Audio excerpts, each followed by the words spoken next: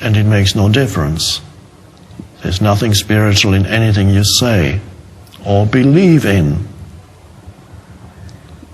Without detachment, the spiritual dimension is not open, hasn't opened up.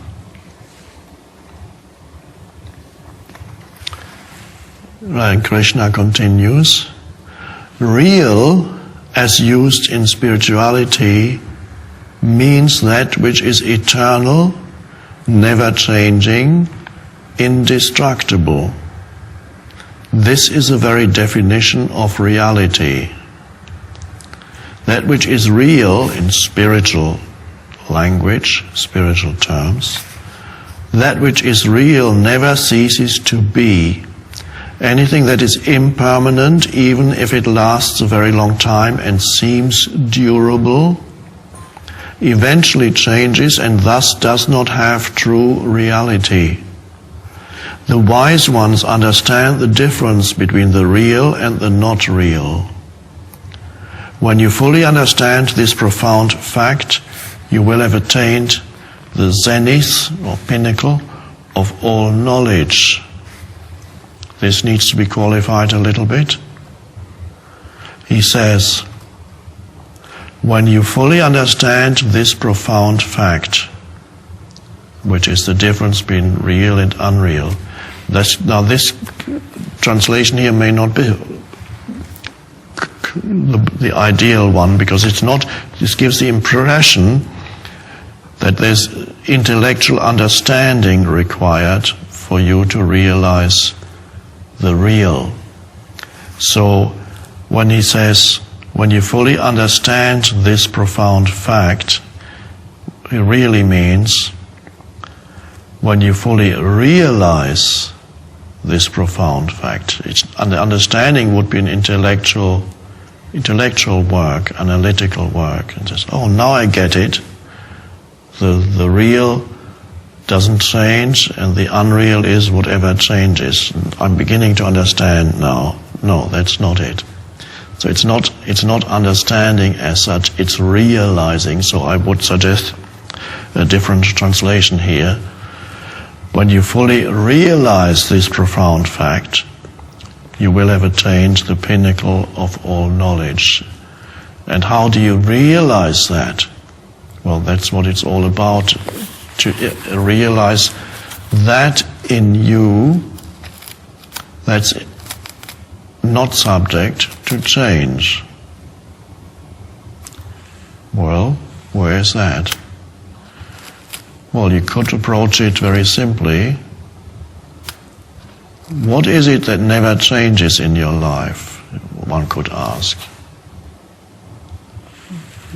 Well, I don't know. Well, if you look closely, you see one thing never changes. Your life is always now. It's always the present moment. It has never not been the present moment, undoubtedly.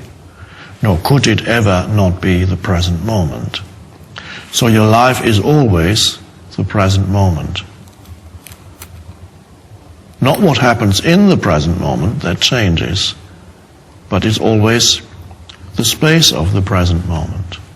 That space, that there's content in it, but in itself it is just space for the content, that is unchanging. And that is consciousness, not the content of consciousness, the space of consciousness. And so if you become acutely aware of the present moment as the very foundation of your life, or the very essence really of who you are the present moment in which everything arises and then disappears again. Forms come and go. What he talks about, the impermanence of all forms. Therefore, the forms are not ultimately real. Only that which is beyond form is real. So what arises in the present moment is not ultimately real, but that which gives rise to it is real. It's consciousness itself.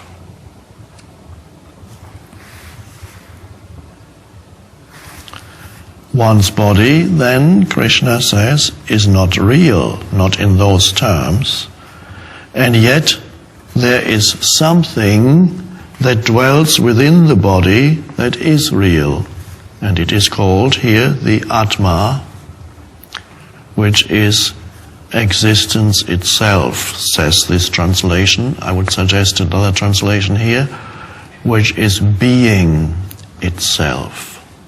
It's not existence, because existence is something that stands out, that has form. Ex means out, Latin. Sistence, standing. So he's not talking about existence, he's talking that which underlies existence, which is being. But then he suggests two other terms for it: awareness or pure consciousness, which is correct. So I'll read one more time this little part. One's body, then, is not real, and yet there is something that dwells within the body that is real, the Atma, which is being, I've changed the translation, which is being itself, awareness, pure consciousness. The wonderful thing, just a brief mention, when you are in touch with the truth within yourself, the truth of being, of who you are, and you read a spiritual text or the translation of a text or something handed down over centuries, you can immediately see what's wrong or what's right. I can see what's wrong or right in this translation without knowing Sanskrit. Because immediately you see it, oh, that's the wrong translation. Don't even need to look up what the original is, because the truth is realized within, and whether or not it's accurately shown when you see a text, you know it immediately.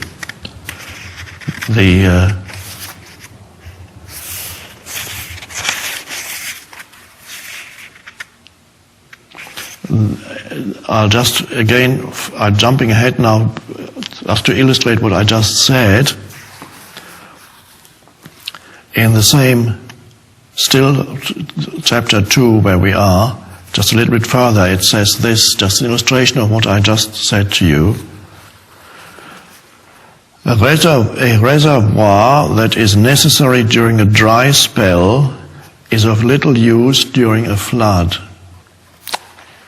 Similarly, to the enlightened person, even scriptures are superfluous.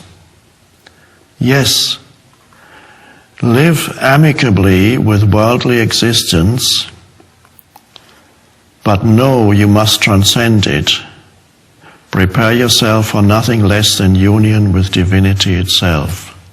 The important part here why I read it is a reservoir of water that is necessary during a dry spell is of little use during a flood. So to the enlightened person, the scriptures are superfluous. You don't need books and scriptures anymore, but you may enjoy them, and if something is not correct in them because also the mistranslation or because it's been misquoted, like some of the sayings of Jesus, when I first saw the New Testament after my shift in consciousness and read it, I could see the truth of it, and I also saw occasionally, that can't be right, that's not how it is, so how the person, the evangelist or whoever wrote it, had misinterpreted the original teaching.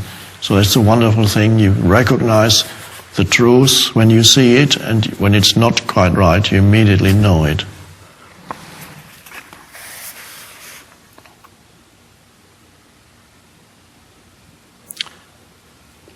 So he talks about the reality of who you are beyond the physical form, and the next